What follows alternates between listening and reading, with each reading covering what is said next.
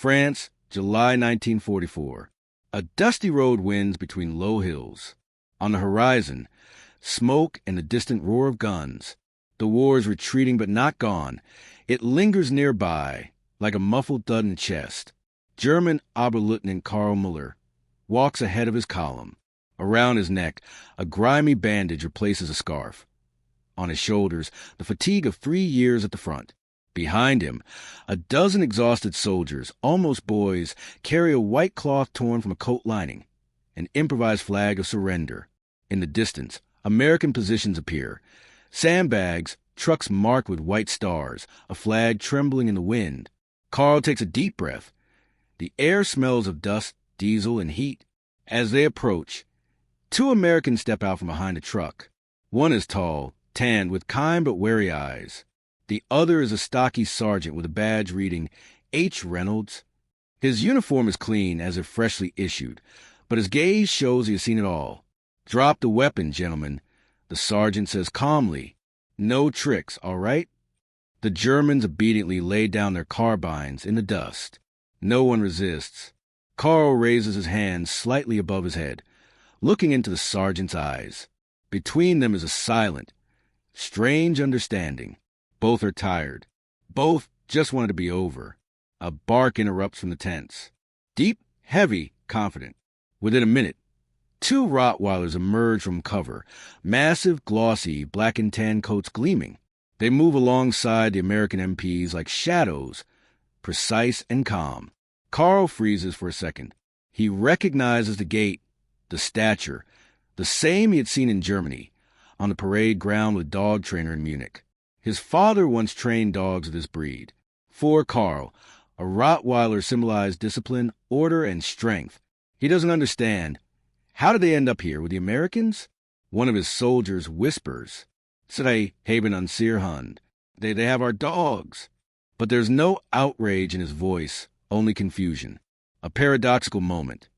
The enemies stand before them, but the dogs are familiar, like a piece of home, distant and lost.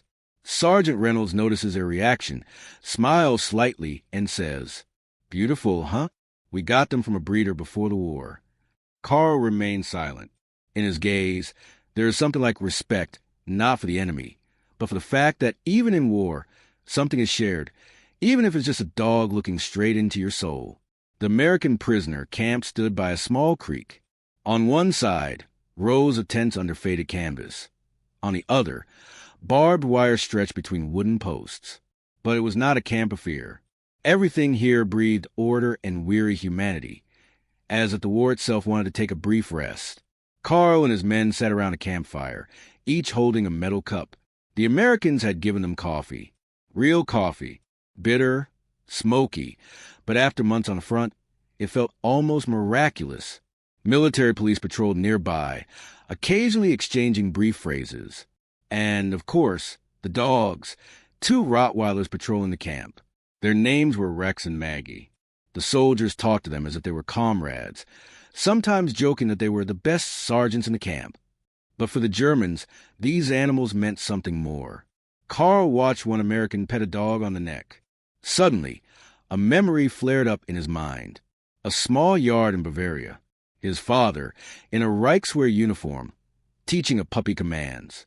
Young Carl, around 12, standing beside him, mesmerized.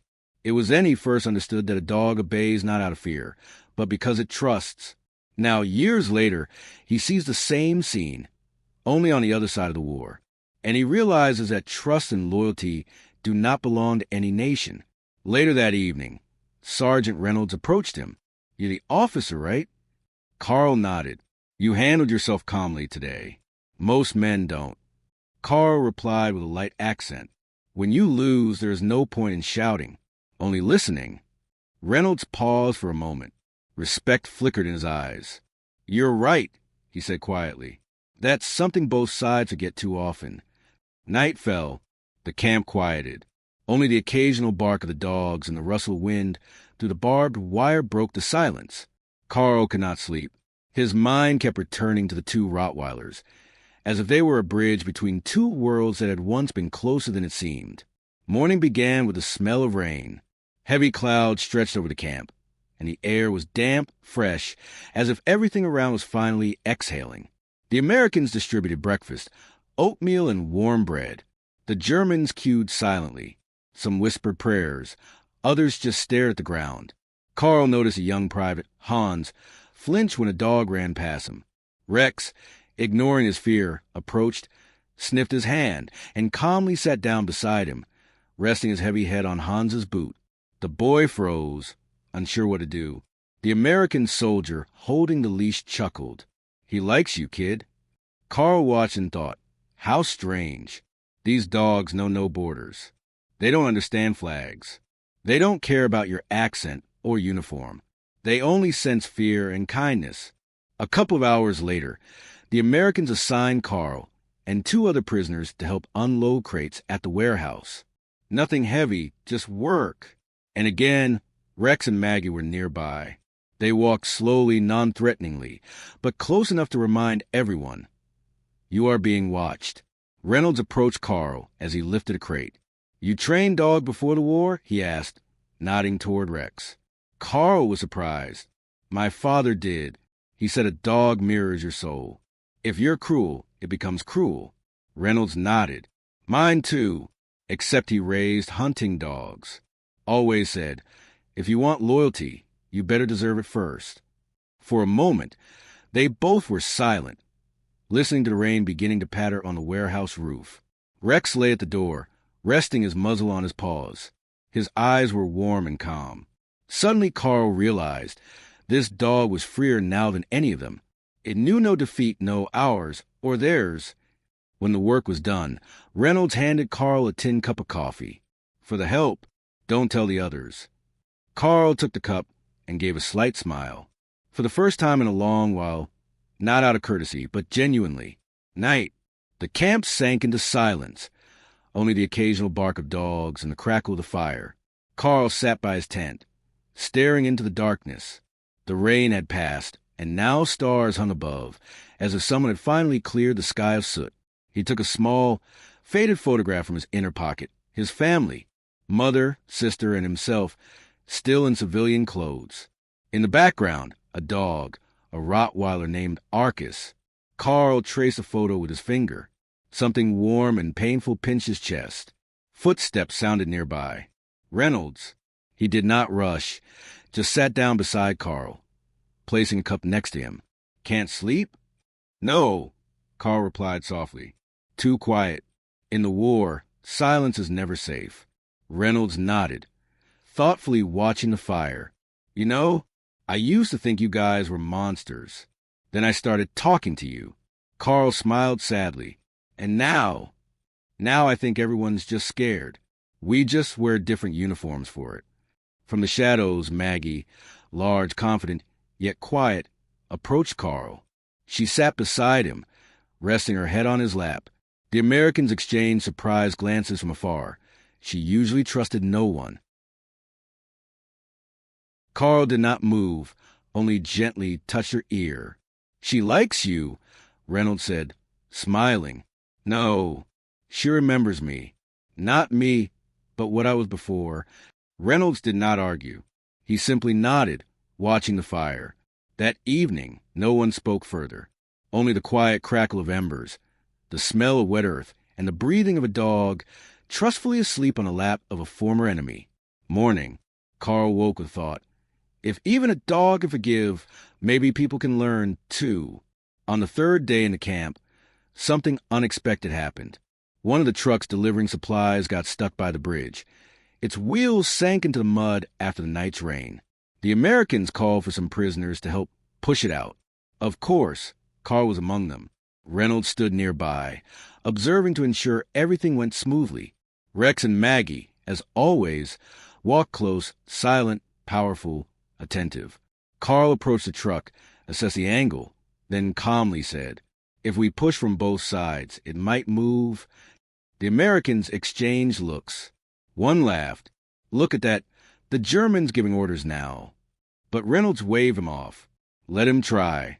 They pushed together, Americans and Germans, shoulder to shoulder. Mud flew everywhere. Some cursed, some laughed. Rex barked. encouraging everyone, as if understanding exactly what was happening. Finally, with a loud rumble, the truck broke free from the mud. One of the Americans patted Carl on the shoulder. "Good job, Lieutenant." He nodded, even allowing a small smile. Suddenly, Maggie, standing to the side, barked sharply, loud, anxious. Reynolds tensed instantly. From the bushes by the road came a local French farmer with a boy of about 8. They carried a bucket of milk, clearly unaware of the nearby camp. The soldiers raised their weapon for a moment, but Carl stepped forward. "War 10, Nick Skiason," he shouted sharply. Then, in broken French, he spoke to the farmer. A few words, and the man understood it was safe. He bowed slightly and left, holding the boy's hand. Reynolds looked at Carl, silent, then simply nodded. "You saved them from panic. Thanks." "Fear kills faster than bullets," Carl replied. Maggie approached and nudged his hand with her nose. Now she was no longer just the enemy's dog. She was a witness to how enemies could become human. Reynolds stood, thoughtful, watching both of them. He suddenly realized these prisoners were no longer just them. They were people who had survived the same fears and struggles as he had. The day passed quietly. After the morning's small incident, the camp held a rare silence. Dust settled. The air was fresh, smelling of wet grass and bread from the field kitchen. Americans played cards by the fire. Some repaired boots. Others just stared silently at the sky. The Germans sat slightly apart in the shade. Carl was writing something on a piece of paper, a short letter home. He didn't know if it would ever reach them, but the words still came. "If we survive this, I never want to see a uniform again. Only the earth, the sky, and a dog beside me." Reynolds walked by, glanced over his shoulder, but didn't read it. He only asked, "You write to your family?" Carl nodded. "Yes. I don't know if they are still where I left them." Reynolds sighed. "Same here. My brother's somewhere in the Pacific. Haven't heard from him for a year." A pause. In the distance, Rex barked, short, calm, as if checking that everyone was in place. Reynolds added softly, "Crazy, huh? Different wars, same waiting." Carl smiled slightly. "Maybe waiting is what makes us human." At that moment, Maggie approached Carl, lay down at his feet, and fell asleep, trusting, with her nose tucked into his boot. The Americans exchanged glances again. This time, no surprise. Maggie's trust had been earned. As evening fell, the sun sank behind the hills, casting the camp in a soft orange light. Someone hummed an old tune, part German, part American, but without words, just a melody familiar to anyone far from home. For a moment, it felt as though the war had ended here, among people dusty, tired, but still capable of kindness. Dawn came, and mist lay low over the valleys, as if the sky itself had decided to descend to the earth. Carl dozed, leaning against the side of his tent, when he suddenly heard a short, anxious bark. "Rex!" A second later, a whistle pierced the morning air, a warning signal. The Americans sprang into action instantly. Someone grabbed a rifle, another ran barefoot. Reynolds was already at the gate, giving quick, sharp orders. Carl saw focus in his face, not fear, the instinct honed by war. It turned out someone had tried to sneak into the camp during the night. Not an enemy. A deserter, French or German by the looks of him, lost after a battle. He was wounded, exhausted, unconscious. Rex was the first to find him. He didn't attack, just sat nearby and barked, calling the humans.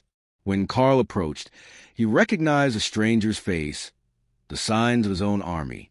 German uniform, without rank insignia, blood and mud streaked across it. "He's one of yours," Reynolds said quietly. "You know him?" Carl studied him. No, he didn't know him. But there was something familiar in the eyes. No pride, no ideology, only fatigue. The Americans carried the man to the medical tent. The medic examined him, shook his head. "He'll make it if we stop the bleeding." Carl stayed nearby, holding the bandage steady. Reynolds approached. "You don't have to." "I know," Carl replied calmly. "But I can." As the medic worked, Rex lay at the entrance, watching them without blinking, silently guarding the moment.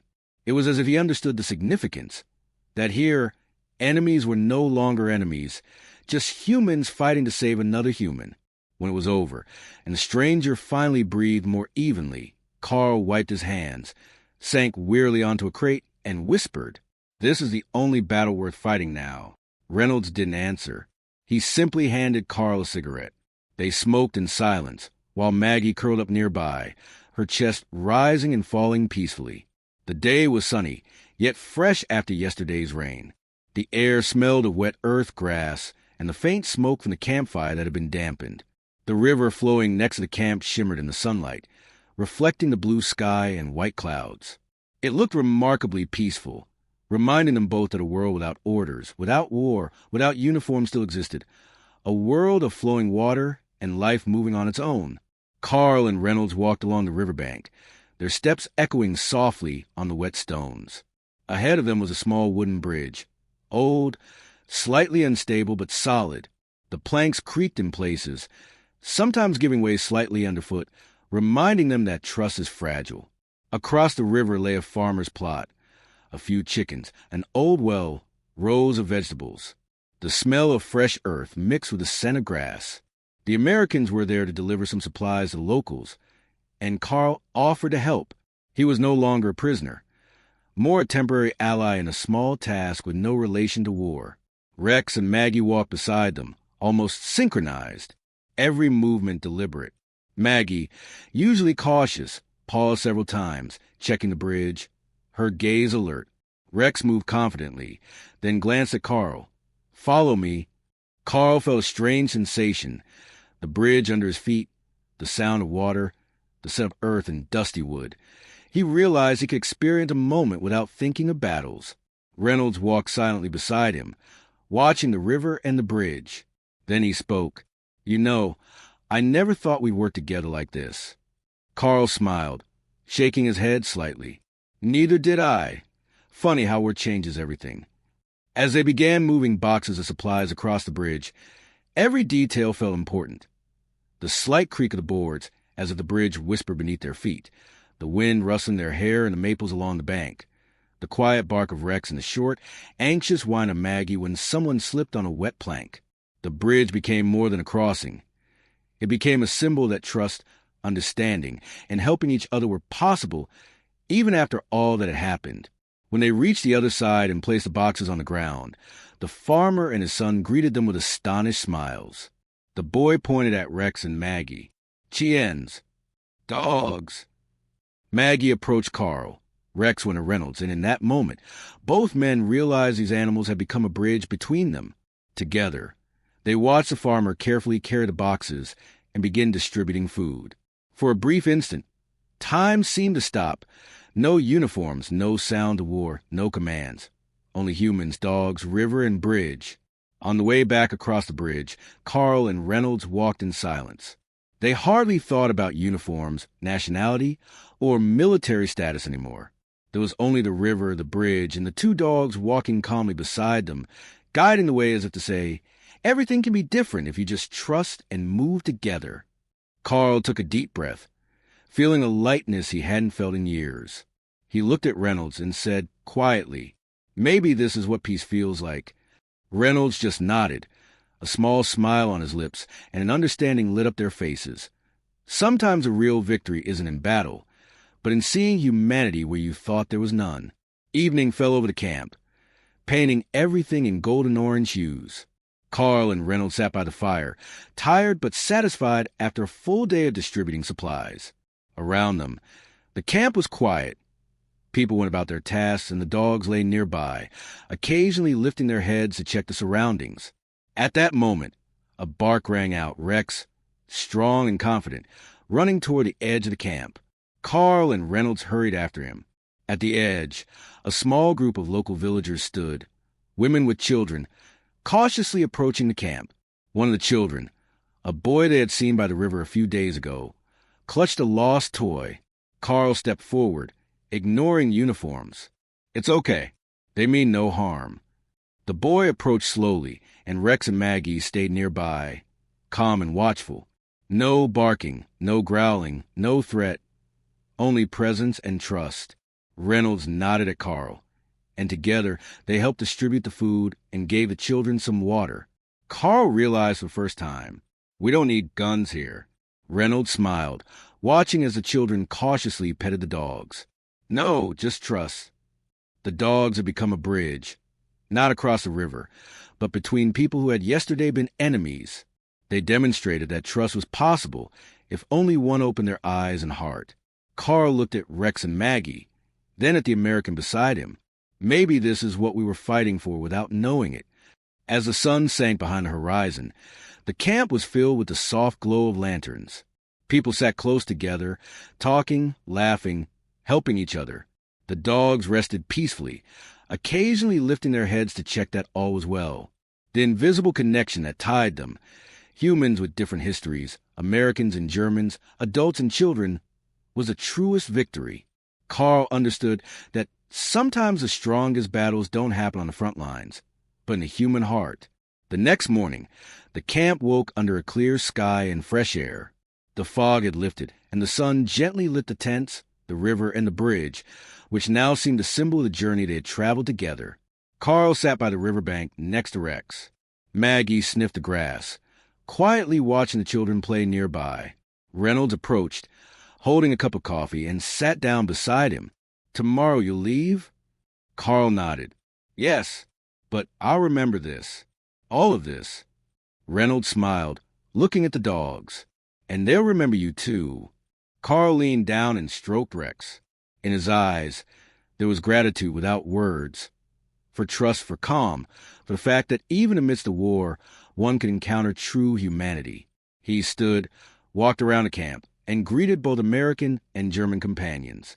Everyone smiled, quietly whispering goodbye, or Auf Wiedersehen. And in these farewells there was no fear, no guilt, only understanding. People can be kind if they want to. Rex and Maggie accompanied them to the camp gates. When Carl looked at the dogs one last time, he realized these animals were more than guards. They were symbols of connection between past and present, between fear and trust, between enemies and humans. The column moved along the road.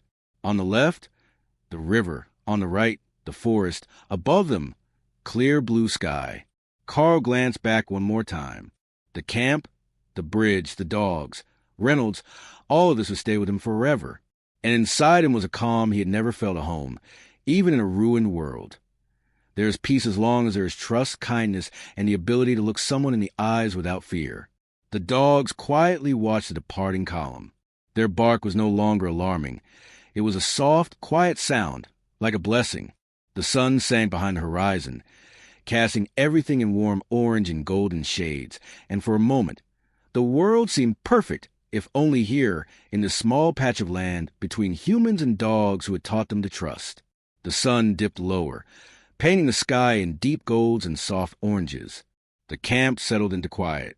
The people sat together, talking, laughing, helping each other. The dogs rested peacefully, occasionally lifting their heads to check that everything was fine. The invisible bond connecting them. People with different stories and pasts, Americans and Germans, adults and children, was the truest victory. Carl realized that sometimes the hardest battles aren't fought on the front lines, but in the human heart.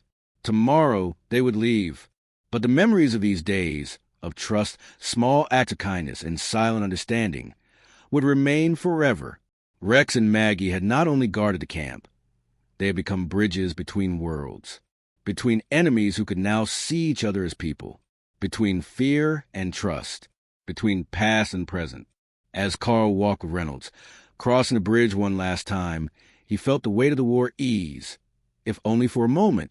The river flowed calmly below, the sun reflected in its surface, and for once it seemed that there was a simple, unquestionable peace in the world. He glanced at the dogs. Their steady, trusting eyes met his. In them he saw the reminder that even in chaos, even in conflict, trust and understanding could exist. And in that quiet, shared moment, Carl thought, maybe this is what peace feels like. Reynolds only nodded, smiling slightly. And in that shared silence, they both understood. The real victory wasn't over each other. It was over fear, over suspicion, over the divisions that had brought them to war. The end.